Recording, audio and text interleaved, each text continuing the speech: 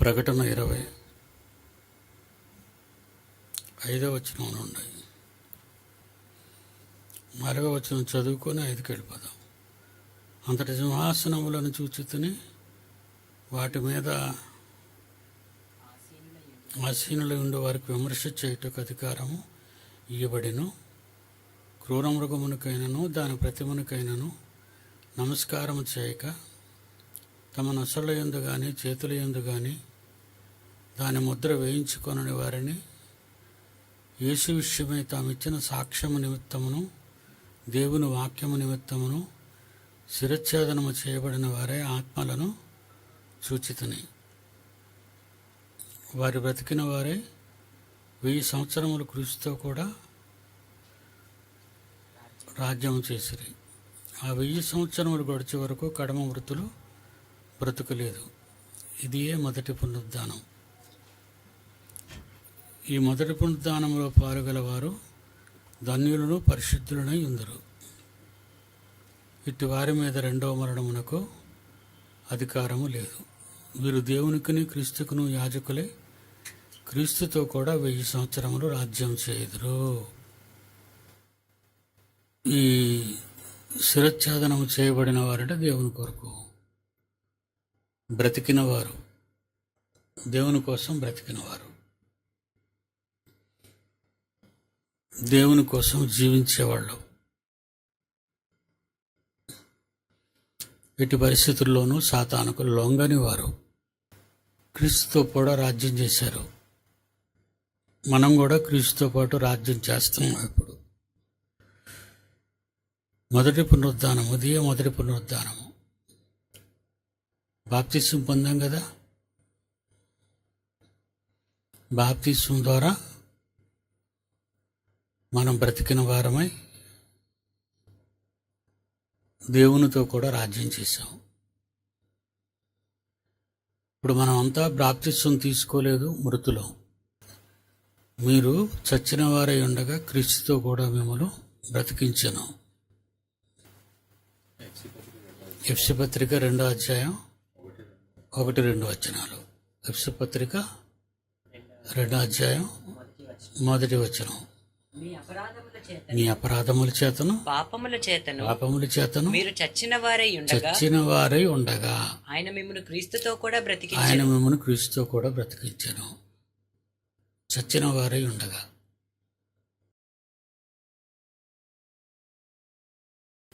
వెయ్యి సంవత్సరములు క్రీస్తుతో కూడా రాజ్యము చేసిరి వాళ్ళు. ఆ 1000 సంవత్సరములు గడిచే వరకు కడమ మృతులు బ్రతకలేదు. మిగిలిన వాళ్ళు బ్రతకలేదు. బాప్తిజం తీసుకున్న వారందరూ బ్రతికారు. బ్రతకలేని వాళ్ళు కూడా ఉన్నారు, బాప్తిజం తీసుకోనని వారు. వాళ్ళు మృతులుగానే ఉన్నారు.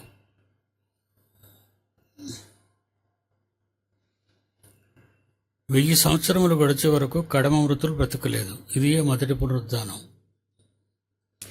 మొదటి పునరుద్ధానం అంటే బాప్తిస్వం పొందినవారు. మొదటి పునరుద్ధానానికి వస్తే కానీ రెండవ పునరుద్ధానానికి వెళ్ళలేం. అంటే బాప్తిస్వం తీసుకుంటేనే కానీ పరలోకంలో ప్రవేశించలేము. మనం బాప్తిస్వం తీసుకోవాలి పరదేశకు వెళ్ళాలంటే. అంతకుముందు ఉన్న వాళ్ళు బాప్తిస్వం లేదు అప్పుడు వాళ్ళకి మొదటి పునరుద్ధానం లేదు. వాళ్ళకి పునరుద్ధానం లేకుండానే నీతిమంతులు పరదేశకు వెళ్ళారు. అబ్రహాం ఉన్నాడు, అతనికి బాప్తిస్వం లేదు. ఇస్సాకు, యాకోబులు బాప్తిస్వాలు. మోషే, ప్రవక్తలు, న్యాయాధిపతులు, రాజులు, వీళ్ళెవరికి బాప్తిస్వాలు లేవు. అంటే బాప్తిస్వం అన్నది ఆజ్ఞగా రాలేదు. బాప్తిస్వం అనేది ఆజ్ఞగా ఎప్పుడు వచ్చింది? బాప్తిస్వము ఆజ్ఞగా ఎప్పుడు వచ్చింది? అపోస్తల కార్యాలు 10వ అధ్యాయం 48. అపోస్తల కార్యములు 10వ అధ్యాయము 48. యేసుక్రీస్తు నామమందు యేసుక్రీస్తు నామమందు వారు బాప్తిస్మము పొందవలెనని వారు బాప్తిసం పొందవలనని ఆజ్ఞాపించెను. ఆజ్ఞాపించాను. ఆజ్ఞ అనేది ఎప్పుడు వచ్చింది? అపోస్తల కార్యాలు 10వ అధ్యాయంలో కొర్నేలు ఇంటి దగ్గర పేతురు ప్రసంగంతో అన్ని జనులు కూడా కూడి వచ్చిన మీటింగ్ అది. యూదులతో పాటు అన్ని జనులు కూడా ఆ సభకు వచ్చారు, ఆ మీటింగ్కి వచ్చారు. అంతవరకు బాప్తిస్మము ఆజ్ఞగా లేదు. అన్ని జనులు బాప్తిస్మ పొందడానికి ఇక్కడిది ఈ మెరుపు చూడాలి. యూదులలో నుంచి అంతవరకు బాప్తిస్మ పొందారు. అపోస్తల కార్యం 19 అదే 2వ అధ్యాయంలో 3,000 మంది, అలాగే 5వ అధ్యాయంలో 6వ అధ్యాయంలో ఇలాగా మనం చూసుకుంటూ వస్తే 10వ అధ్యాయం వరకు బాప్తిస్మ పొందిన వారందరూ యూదులు. జాగ్రత్తగా నోట్ చేసుకోవాలి. 10వ అధ్యాయం వరకు బాప్తిస్మ పొందిన వారు యూదులు. అన్ని జనుల బాప్తిస్మం అంటే మనం ఎప్పుడు బాప్తిస్మం పొందడానికి ఆజ్ఞ పొందాం? అపోస్తల కార్యాలు 10వ అధ్యాయం 48లో పేతురు గారు అంటున్నారు, యేసుక్రీస్తు నామమందు యేసుక్రీస్తు నామమందు వారు బాప్తిస్మము వారు బాప్తిస్మం పొందవలెనని ఆజ్ఞాపించెను. ఆజ్ఞాపించెను. ఆజ్ఞ అన్యజనులకు బాప్తిస్మం అన్నది, మొదటి పునరుద్ధానం అన్నది ఆజ్ఞగా అపోస్తల కార్యాలు 10వ అధ్యాయము 48లో ఉంది. మర్చిపోకండి, ఎవరు అడిగినా చెప్పాలి. ఆజ్ఞ కనుక ఎఫ్సి పత్రిక 2వ అధ్యాయంలో ఏముంది? మీ అపరాధముల చేత మీ పాపముల చేత మీరు చచ్చిన వారై ఉండగా ఆయన మిమ్మల్ని క్రీస్తుతో కూడా బ్రతికించెను. క్రీస్తుతో కూడా బ్రతికించాను. ఎఫ్సియన్స్ అంటే అన్ని జనుల్లో ఉన్నవాళ్ళు, అన్ని జనులు వాళ్ళతో చెప్తున్నాడు. ఎఫ్సిలో ఉన్న అన్ని జనులతోనూ పౌలు గారు మాట్లాడుతున్నారు. ఏమని? మీ అపరాధముల మీరు మీ అపరాధాల చేత పాపముల చేత చచ్చిన వారై ఉండగా ఆయన మిమ్మల్ని క్రీస్తుతో కూడా బ్రతికించెను.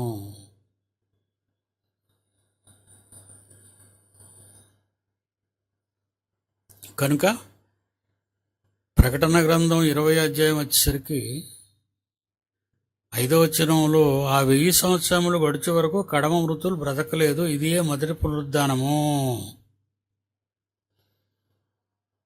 మొదటి పునరుద్ధానములో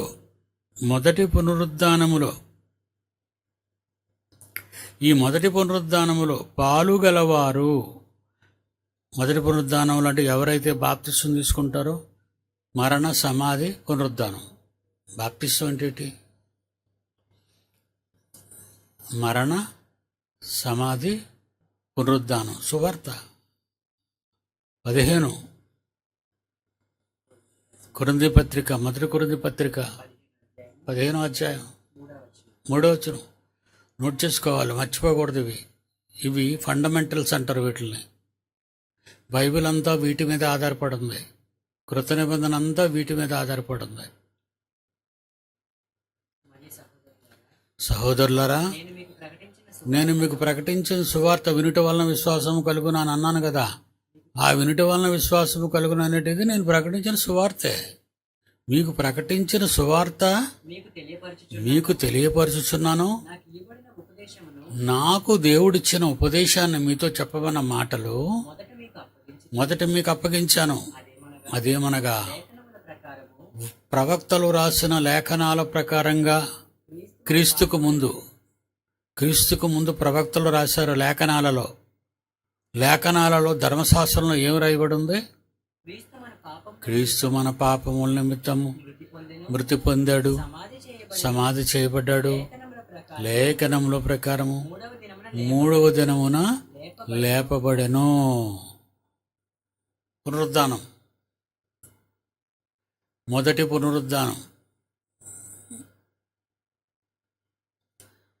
పునరుద్ధానం.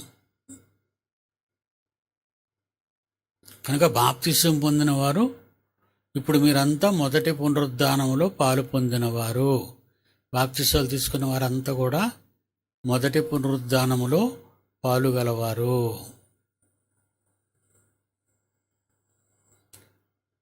మీరే రెండవ పునరుద్ధానంలోకి వెళ్తారు. అంటే చనిపోతాం కదా, చనిపోతాం. చనిపోయిన తర్వాత మళ్ళా బ్రతకాలగా. బాప్తిసంలో నీళ్లలోకి వెళ్ళి సమాధి చేయబడ్డాం. భూమి మీద మొదటి పునరుద్ధానంలో బాప్తిసం తీసుకొనుట ద్వారా నీళ్లలోనికి వెళ్ళి సమాధి చేయబడ్డాం. లేఖనముల ప్రకారము మృతునుంది సమాధి చేయబడి మూడవ దినమున లేపబడ్డాం. లేపబడ్డాం.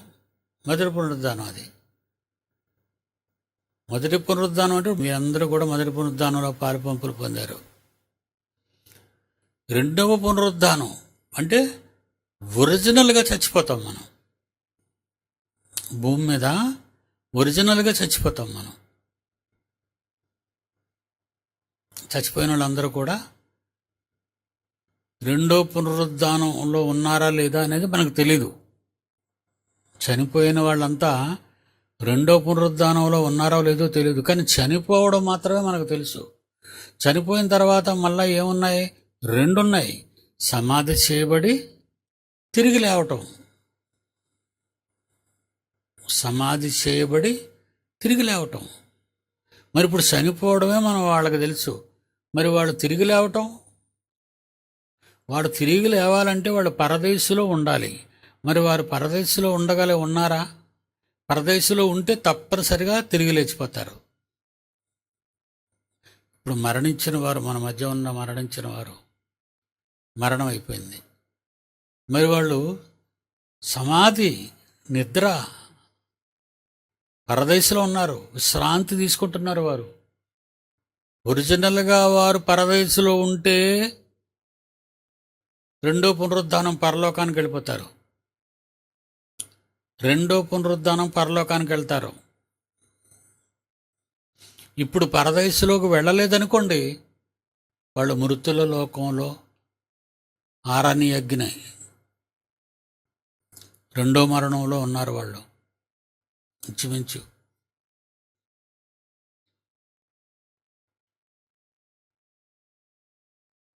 కనుక చనిపోయాక మీరు పరదేశకు వెళితేనే పరలోకానికి వెళ్తారు.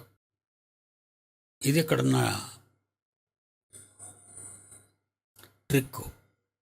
మీరు పరదేశకు వెళితేనే పరలోకానికి వెళ్తారు. పరదేశకు మీరు వెళ్లకుండా శిక్ష అనుభవించటానికి నరకగుండానికి వెళ్ళిపోతే ఇక మీకు పునరుద్ధానం లేదు. అందులో ఉండిపోవటం ఇంకా కంటిన్యూ.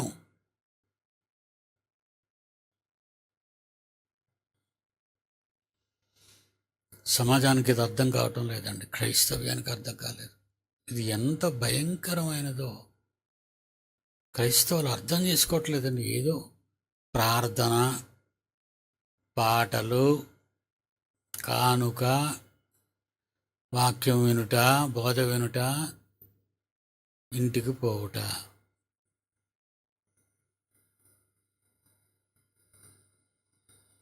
ప్రపంచ క్రైస్తవులండి. ప్రార్థన కూడా రారండి. ప్రార్థనకు రారు, వాక్యాన్ని వినరు. మరి వాక్యాలు ఎప్పుడు అర్థమవుతాయి? మీరు ఉన్నారు కనుక మీరు ఇప్పుడు వింటున్నారు. ఫండమెంటల్స్ అన్నీ జాగ్రత్తగా వింటున్నారు. మీరు లేకపోతే ఇది వినరు. ఇది వినకపోతే ఏటి మీ పరిస్థితి? ఏటి మీ ధైర్యం ఏంటి? ఎందుకు మీకు ధైర్యం? ఎవరిచ్చారు ఈ ధైర్యాన్ని?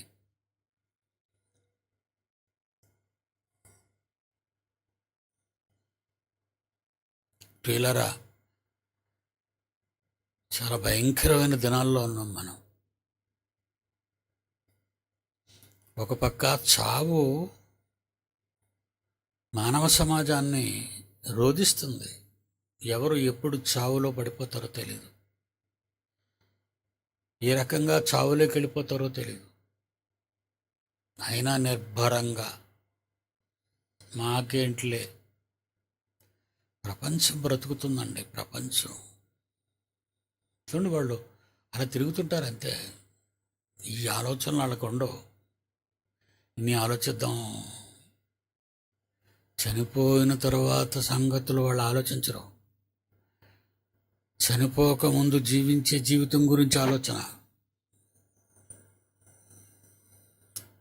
చనిపోయే ముందు భూమి మీద జీవించే జీవితం గురించి ఆలోచనలో ఉన్నారు తప్ప ప్రపంచ ప్రజలు చావైన తర్వాత నా పరిస్థితి ఏంటి? ఎన్నో ఎగ్జాంపుల్స్ చెప్తాను మీకు, ఎన్నో. ఒక ఊరు వెళితే బట్టలు, బ్రష్, పేస్టు, డబ్బులు, సోపు, అక్కడ ఉండటానికి అవసరమైన వాటన్నిటినీ మనం రెడీ చేసుకొని ట్రైన్ ఎక్కడమో, బస్సు ఎక్కడమో, విమానం ఎక్కడమో వెళ్ళిపోతాం. ప్రయాణానికి ముందు ఆలోచించేవన్నీ ప్రయాణం కోసం.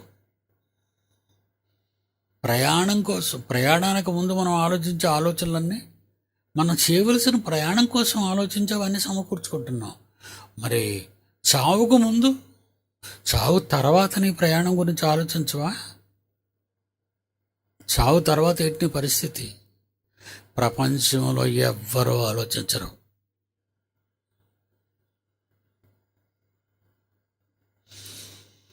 ఏమైపోద్దండి ప్రపంచం అనుకుంటానండి. ఏమైపోతారు వీళ్ళంతా? ఏమైపోతారు?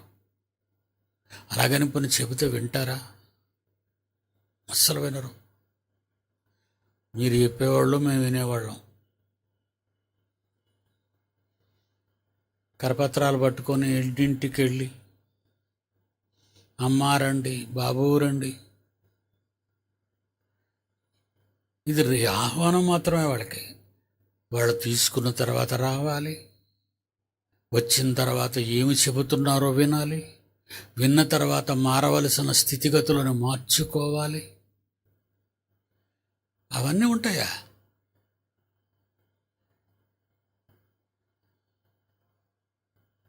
వచ్చిన వాళ్ళందరూ వింటారా? వింటారు. విన్న వాళ్ళందరూ చేస్తారా? చేయరు. అయిపోయింది. అదిగా పలానా మీటింగ్ పెట్టారంటే మీటింగ్కి వెళ్ళి వచ్చేవాడిని. ఇప్పుడు ప్రపంచం అంతా ఎక్కడుందో మీకు తెలుసు. వీరు రెండవ పునరుద్ధానములో ఉండరు. 100% వీళ్ళు రెండవ పునరుద్ధానంలో ఉండరు. రెండవ పునరుద్ధానం అంటే నిత్య జీవానికి వెళ్ళటం. ఇప్పుడు మరణించిన తరువాత పరదేశు, టెంపరీ ప్లేస్, వెయిటింగ్, అక్కడ మనం నిరీక్షిస్తాం. యేసు రావాలిగా, మరి అదంతా తెలియాలి. ఆ లింక్ అంతా యేసు రావాలి ముందు. యేసు రాగానే వెయిటింగ్లో ఉన్నవారు ముందు వచ్చేస్తారు. క్రీస్తునందుండి మృతులైన వారు మొదట లేస్తారు. అదే కదా బైబిల్లో ఉంది. క్రీస్తునందుండి మృతులైన వారు మొదట లేస్తారు. ఆ మీదట అప్పటికి బ్రతుకున్న మనం ఒకవేళ ఇప్పుడే వచ్చిస్తే వాళ్ళ తర్వాత సజీవులమైన మనం కూడా చేంజ్, ఈ మట్టి శరీరం మారిపోద్ది. ఈ ముసలితనం, ఈ వృద్ధాప్యం, ఈ యవ్వనం, ఈ పసితనం ఇవేది ఉండదు. ఎందుకంటే అక్షయతను ధరించుకుంటాం. మరి అది ఎలా ఉంటుంది మనకు తెలియదు. కానీ భూమి మీద ఉన్న ఈ శరీరాల కంటే ఎన్నో రెట్లు గొప్పది. దీనికి తిండి కావాలి, దప్పిక కావాలి, సోకులు కావాలి, సరదాలు కావాలి, సందళ్ళు కావాలి. ఈ దిక్కుమాలిన శరీరానికి, ఈ దిక్కుమాలిన శరీరానికి అన్నీ కావాలి. దీనికి రోగం ఉంటుంది, బాబా అలసట ఉంటుంది, వేదన ఉంటుంది, కష్టం ఉంటుంది, రోగ బాధలు ఉంటాయి. ఈ శరీరానికి ఈరోజు మనం నమ్ముకున్న ఈ శరీరం అండి. పెంచి పోషిస్తున్నాం జాగ్రత్తగా, దీన్ని జాగ్రత్తగా పెంచి పోషిస్తున్నాం. కానీ అక్షయత వచ్చేసరికి ఇది ప్రకృతిలో కలిసిపోతుంది. చనిపోయిన వాడు ఎలా మట్టిలో కలిసిపోతాడో, ఆ శరీరం ఎలా మట్టిలో కలిసిపోతుందో, మనం బ్రతుకుంటుండగానే యేసు వస్తే ఈ శరీరం ప్రకృతిలో లీనమైపోయి అక్షయత అనేది ఒక దాన్ని ధరించేసుకుంటాం. అప్పుడు మన పూర్వీకులు కలుస్తారు, ముందు చనిపోయిన వాళ్ళంతా మాట్లాడుకుంటాం. అప్పుడు మన రెండు వర్గాలని ఆయన తీసుకొని పరలోకానికి వెళ్తాడు, తండ్రి దగ్గరికి. రెండో పునరుద్ధానం.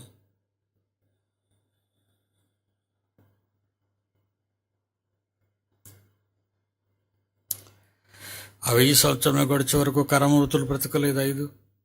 మొదటి పునరుద్ధానం ఇది.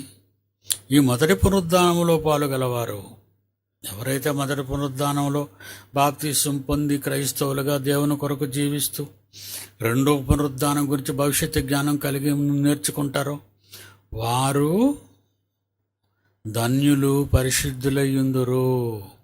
ఆశీర్వదింపబడిన వారు పరిశుద్ధులు, క్రైస్తవులు ఆశీర్వదింపబడిన క్రైస్తవులై ఉందరు. పరిశుద్ధులు అంటే క్రైస్తవులు, యేసు రక్తం చేత కడగబడిన వాళ్ళు. మొదటి పునరుద్ధానంలో పాల్గలవారు.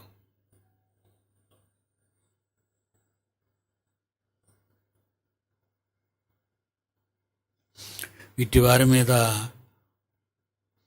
రెండవ మరణమునకు అధికారము లేదు. రెండవ మరణం అంటే నిత్యాగ్ని దండన. సాతాన్ని, తన దూతల్ని, తన అనుచరుల్ని, దుష్ట భ్రష్టాత్మని, క్రూరమృగాన్ని, ఘట సర్పాన్ని ఇందులోనే వేస్తాడు దేవుడు. నిత్యాగ్ని దండన, రెండవ మరణం.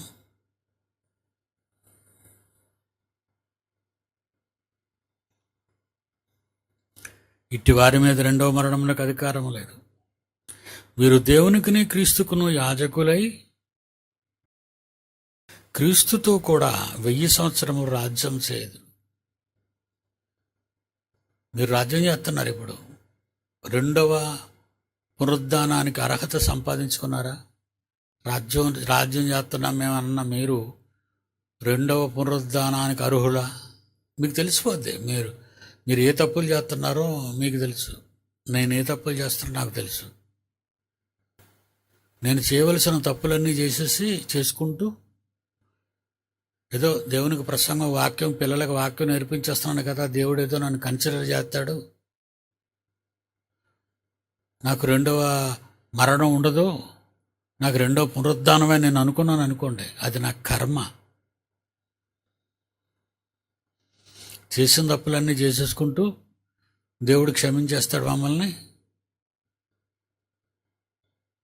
ఏమంటే మీరు ఏమనుకుంటున్నారో కానీ మీరు అనుకున్నంత అమాయకుడు కాదు దేవుడు. కరెక్ట్ లెక్కలైనవి. ఎన్నిసార్లు విన్నారు ఆ ప్రసంగాలు? ఆయనవన్నీ కరెక్ట్ లెక్కలు. కన్సిడరేషన్ ఉండదు.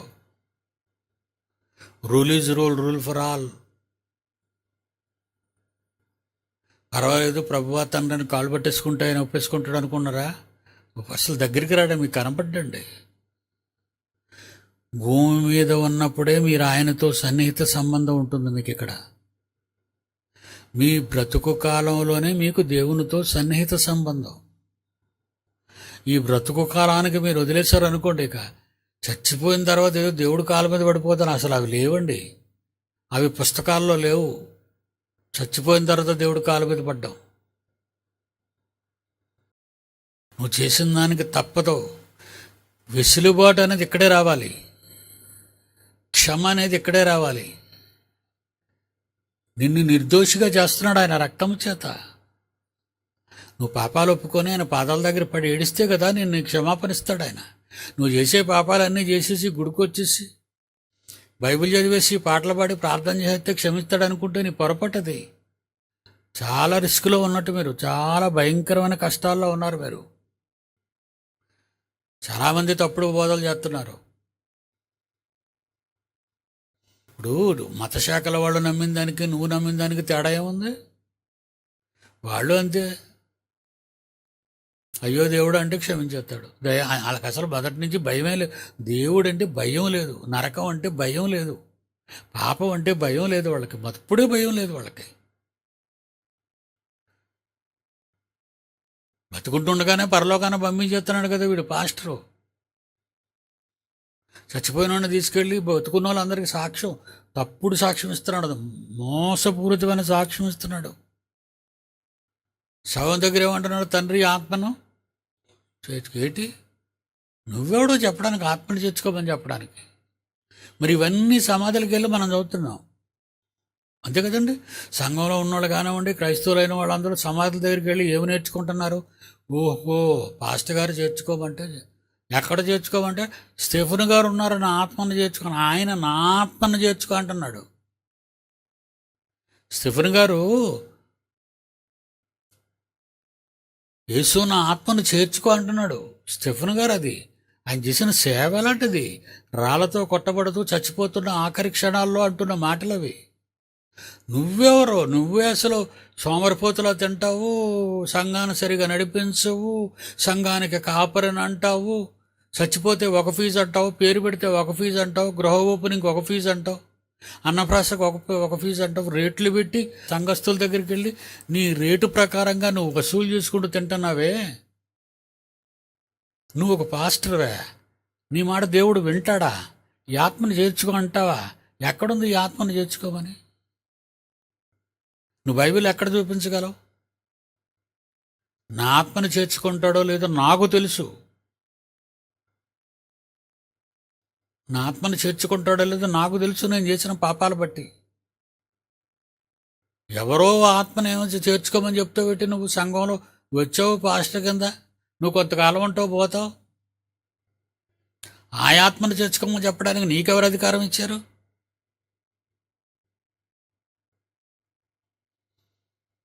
చాలా భయంకరమైన పరిస్థితుల్లో ప్రపంచ మానవాళి ఉంది. దేవుని కోపం రగులుతుంది. మనుషుల పాపాలు వెర్రితలలు వేస్తున్నాయి. ఇందులో క్రైస్తవులని లేదు, క్రైస్తవేతరులని లేదు. అసలు క్రైస్తవులు అనుకునే వాళ్లే వెర్రి వేషాలు వేస్తుంటే చచ్చిపోతే దేవుడు కాళ్ళు పట్టేద్దామని.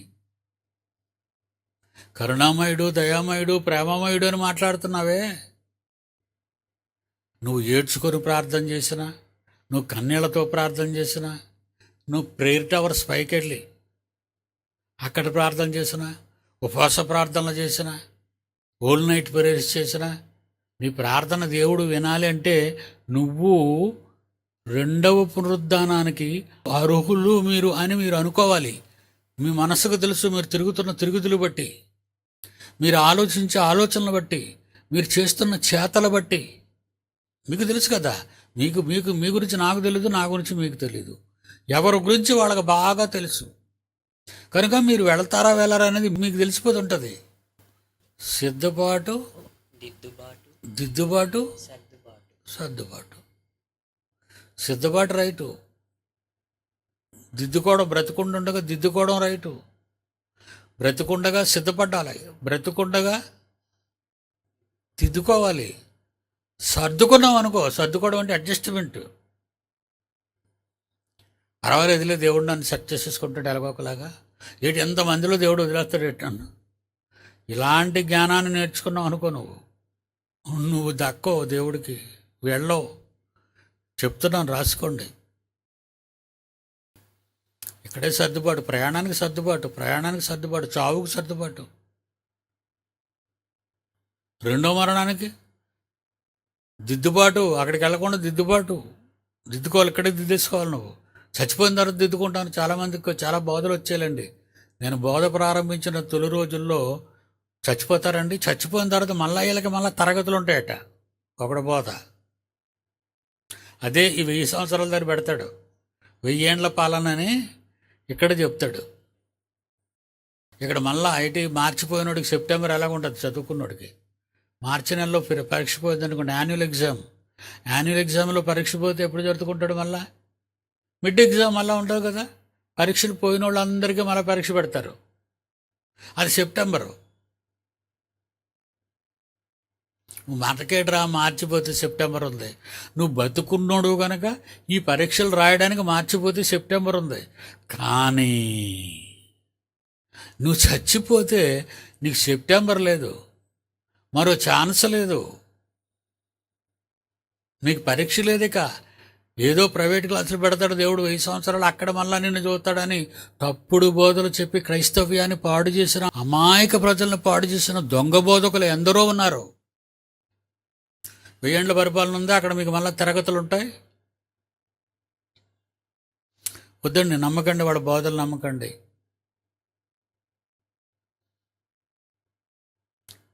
ఏమండి, నమ్మి బాప్తిస్మం పొందినవాడు రక్షింపబడును, నమ్మని వానికి సెప్టెంబర్ క్లాసులు ఉన్నాయంట బయటి, నమ్మని వానికి శిక్ష విధింపబడును.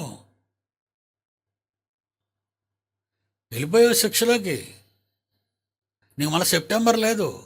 ఓన్లేరా మార్చిపోతే పోయింది, సెప్టెంబర్ కట్టుకుందాం. బాగుంది, ఇక్కడ అడ్జస్ట్మెంట్ బాగుంది. ఇదే అడ్జస్ట్మెంట్ బైబిల్లో కూడా పెట్టేశారు వీళ్ళు. మనం ఇక్కడ చచ్చిపోయినా మళ్ళీ 1000 ఏళ్ల పరిపాలనలో మళ్ళా మనకు ప్రైవేట్ క్లాసులు. ఓరి సచ్చినోడా, ఎంత పని చేసావురా, ఎందుకురా ఎరగలేని వాళ్ళకి పనికిరాని ఎత్తులు, మోసపూరితోని ఎత్తులు నేర్పుతున్నావు. ఇంక పాపం అంటే వీళ్ళకేం భయం, మాకేంటి మళ్ళీ సెప్టెంబర్ ఉంది చచ్చిపోతే. వద్దు, సాతాను బోధలు, మనల్ని మోసం చేసే బోధలు ఉన్నాయి సమాజంలో. మోసం చేస్తున్నారు వాళ్ళు. అలా మీరు చనిపోక ముందే సర్దుబాటు ఇక్కడే జరగాలి.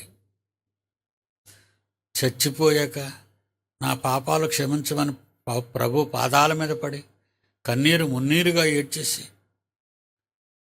నా తలతో ఆయన పాదాలు తుడిచేసి, నువ్వు ఇలా భూమి మీద ఇన్సిడెంట్లన్నీ అక్కడ జ్ఞాపకం చేసుకున్నావు అనుకో, ఆయన వెండవి, అది భూమికే పరిమితం. అక్కడ మీరు ఆలోచించాలి. పరిగెత్తి ట్రైన్ ఎక్కిస్తారు, టీటీ వచ్చాడు, కూర్చొని ప్రయాణం చేస్తావు చాలా దూరం, ఏదమ్మా నీ టికెట్ అని అడుగుతాడు. బాబు నేను రాగానే ట్రైన్ బయలుదేరిపోయింది, మరి టికెట్ తీయడానికి సమయం లేదు. ఒప్పుకుంటాడా? ఒప్పుకోడే. బస్సు ఎక్కిస్తావు, కండక్టర్ వచ్చాడు, డబ్బులు వేయమ్మా, ఏ ఊరు వెళ్తున్నాడు, డబ్బులు వేయి. బాబు నా దగ్గర డబ్బులు లేవు బాబు. అయితే కూర్చోమ్మా పర్వాలేదు అంటాడా కండక్టరు. డ్రైవర్ ఆఫ్ చేయి బస్సు, నువ్వు దిగమ్మ కిందకి. భూమి మీద వీటిల్లోనే అడ్జస్ట్మెంట్లు లేనప్పుడు, సర్దుబాట్లు లేనప్పుడు ఎక్కడ సర్దుబాటు సిద్ధాంతగా మారిపోతావు నువ్వు? ఏదో చెప్పేస్తే వినేస్తాడనే. ఇలాంటి బోధలు వినకండి, చెబితే విండవు. మీరు మారాలి తప్ప ఆయన మార్పు చెందడు. పోనీ లేని కన్సిడరేషన్ ఉండదు ఆయన దగ్గర. దయ లేదు ఇక్కడ, దయ లేదు, కృప లేదు, ఏమీ క్షమ లేదు. చాలా కఠినంగా వ్యవహరిస్తాడు, చాలా కఠినుడు. ఎన్నిచ్చాను రా నీకు? 5. ఎన్ని సంపాదించావు? 10. వెరీ గుడ్, వెళ్ళు, బళా మంచోడు రాను. నీకెన్నిచ్చాను రా? 2. ఎన్ని సంపాదించావు? 2కి 2 4. బళా, వెళ్ళు. నీకెన్నిచ్చాను రా? 1. ఏం చేసావు? పాతిశాను. ఎందుకురా పాతిస్తావు? నువ్వు లెక్కలు అడుగుతావని. నీకు ఇచ్చింది అది నా దగ్గర ఉంటే 1గానే ఉంటుంది. నీకు ఇచ్చింది 2 అవ్వాలి. 2 ఇచ్చినాడు 4 చూపించాడు, 5 ఇచ్చినాడు 10 చూపించాడు. నువ్వు 1 ఇచ్చినాడు 5 ఇస్తావు, అదేదో నా దగ్గరే పెట్టుకున్నాను కదా, నీకెందుకు ఇవ్వడం పిలిచి? చెడ్డదాసుడా,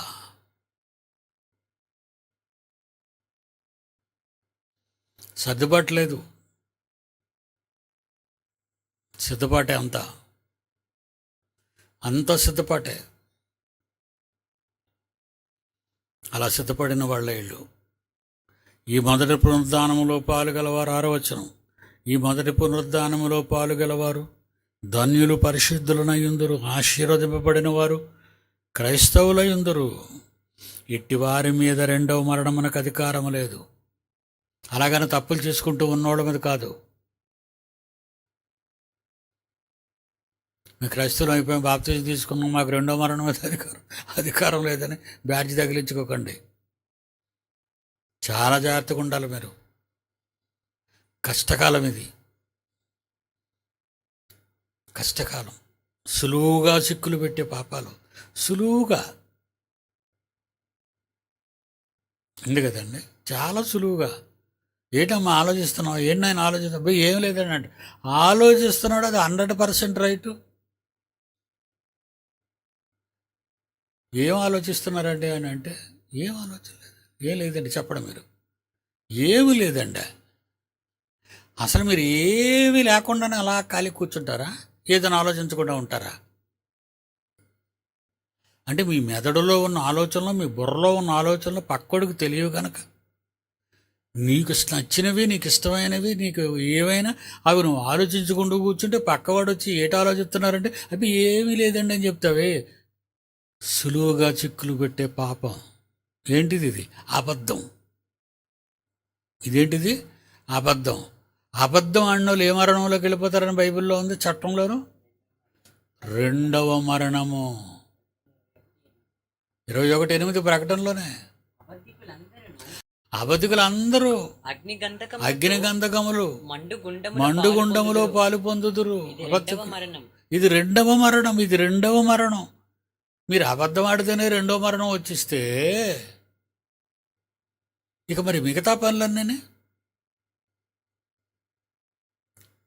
చాలామందికి ఫోన్ చేస్తానండి, ఏనైనా నువ్వు వస్తున్నావు, వచ్చేస్తున్నాను రేపు వచ్చేస్తున్నాను అంటాడు. ఆ రేపు వదిలేసి మరుసటి రోజు ఫోన్ చేస్తే ఫోన్ ఎత్తడు. ఒక్కొక్కరండి ఫోన్ ఎత్తరు. ఈలోగా ఏం ఆలోచిద్దాం అడుగుతాడు, నేను అడుగుతానండి. ఎవరు అడగకపోయి నేను అడుగుతాను, ఏమయ్యా మన ఫోన్ చేస్తే వస్తానన్నా ఇప్పుడు రావట్లేదంటే ముందు ఫోన్ ఎత్తాడు కదా, తర్వాత ఆలోచించి ఫోన్ ఎత్తాడు అంటే ఒక అబద్ధాన్ని సర్దుకుంటాడు. అడ్జస్ట్మెంట్, దాన్ని ఏమంటారు?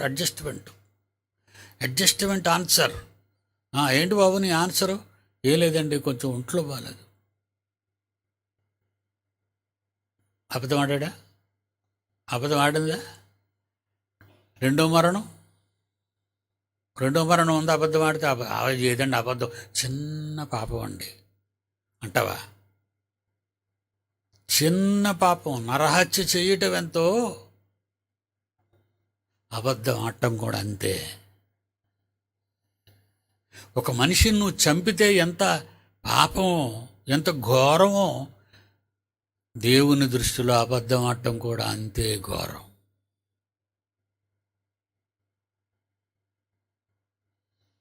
మరి ఎప్పుడంటే తెలుసుకుంటారు? ఎప్పుడు తెలుసుకుంటారు? ఎలా తెలుసుకుంటారు? ఎన్నిసార్లు చెబితే వింటారు? ఎన్నిసార్లు చెబితే మారతారు? ఎప్పుడు మారతారు చెప్పండి? ఎంత క్లిష్టంగా క్రైస్తవ్యం ఉంటే, పరలోకానికి వెళ్ళేవాళ్ళు ఎంతమంది అండి? 13వ అధ్యాయం లోకాసువార్తలు ప్రభువుని అడుగుతున్నారు ప్రజలు. లోకాసువార్త 13వ అధ్యాయంలో 21వ వచనం నుంచి 23వ వచనం, ప్రభువా రక్షణ పొందువారు కొద్దిమందేనా ఆయనను అడుగగా, అవునరా బాబు, ఆడిని చూచి ఇరుకు ద్వారమున ప్రవేశింప పోరాడుడి. అనేకులు ప్రవేశింపజూతురు కానీ వారి వలన కాదని మీతో చెబుతున్నాను. ఇంకేమన్నాడు? మత్తయి సువార్త 7వ అధ్యాయం 13వ వచనం, ఇరుకు ద్వారమున ప్రవేశింప పోరాడుడి. నాశనమునకు పో ద్వారము వెడల్పును, ఆ దారి విశాలంగా ఉంది, దాని ద్వారా ప్రవేశించేవారు అనేకులు. జీవమునకు పో మార్గము ఇరుకు, ఆ దారి చాలా సంకుచితం, కష్టంగా ఉంటుంది. దాన్ని కనుగొనేవారు కొందరే. అంటే ఇంతకీ పరలోకానికి వెళ్ళేవాళ్ళు కొందరే, ఇంతకీ పరదేశంలో వెళ్ళేవారు కొందరే. మిగతా వాళ్ళు అందరూ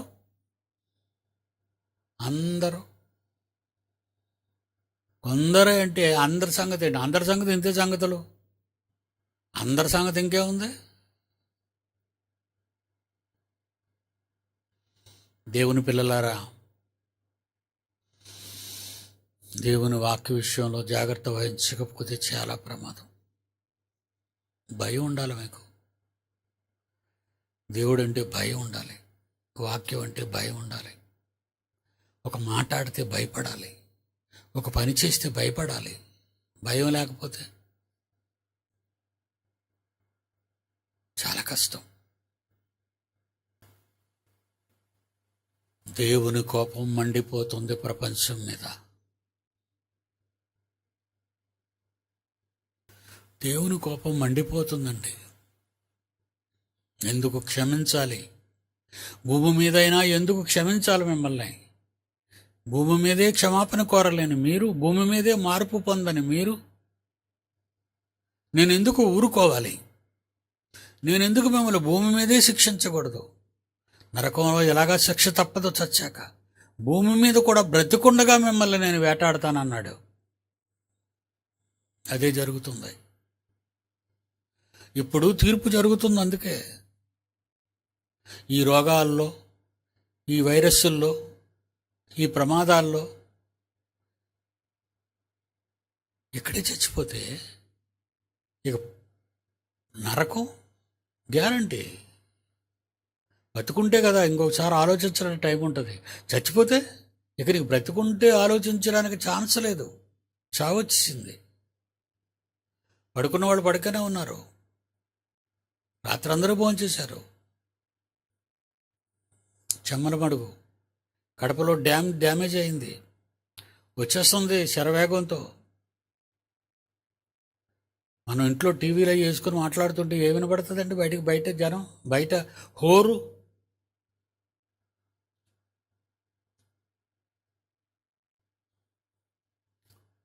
కెరటాలుగా పొంగిపోయి డ్యాములో నీరంతా. Tirupati dam burst, Nellore dam burst. 2 వారాల క్రితం జరిగిన ఎన్నో మన ఆంధ్ర రాష్ట్రంలో. మాట్లాడుకుంటారు, టీవీలు వింటారు, పిల్లలు సరదాగా మాట్లాడుతుంటారు, కుటుంబ కథలు మాట్లాడుకుంటుంటారు. నీరు ఊరెక్కిపోయి వస్తుంది. అలాగ ఇళ్లతో పాటు లేపుకెళ్ళిపోయింది. ఇల్లుతో పాటు ఇల్లు. మళ్ళీ డాబా ఇల్లులు, అటు పాకలు అనుకుంటున్నారు మీరు. డాబా ఇల్లులు. కడప చరిత్రలో ఇదొక పెద్ద విచార సంఘటన.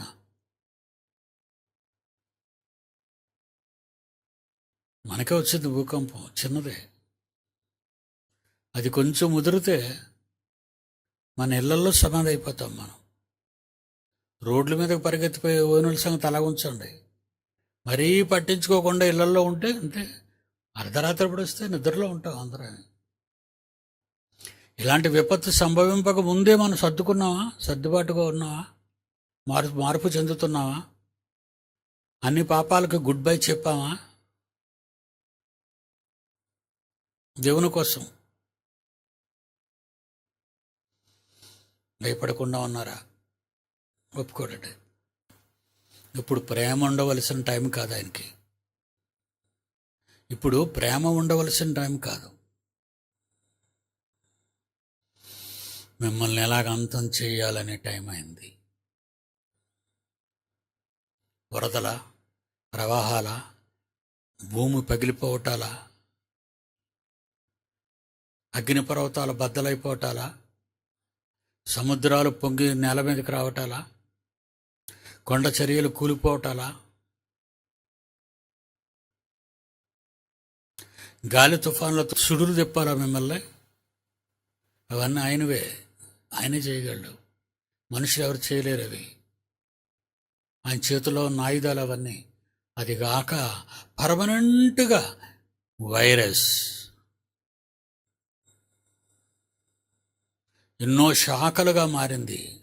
ఇప్పుడు ఒమిక్రాన్ రూపం ఎత్తింది. భయపడిపోతున్నారు. ప్రపంచ దేశాలు భయపడిపోతున్నాయి. ఏదైనా చావు మన చేతిలో లేదు. ఏ క్షణమైనా దేవుని కోపం మన మీదకి వస్తే, ఆ కోపానికి, ఆ చావులో మనం మునిగిపోతే క్షమాపణ లేకుండా మనం మరణిస్తే డైరెక్ట్గాని చాకరీ దండనకే వెళ్ళిపోతే ఎవరు చెప్పేవాళ్ళు ఉన్నారు? ఎక్కడ నువ్వు వింటావు? అక్కడ శిక్ష అనుభవించాలి. జీవితకాలం కాదు, శాశ్వత కాలం. God bless you. రేపు కలుసుకుందాం.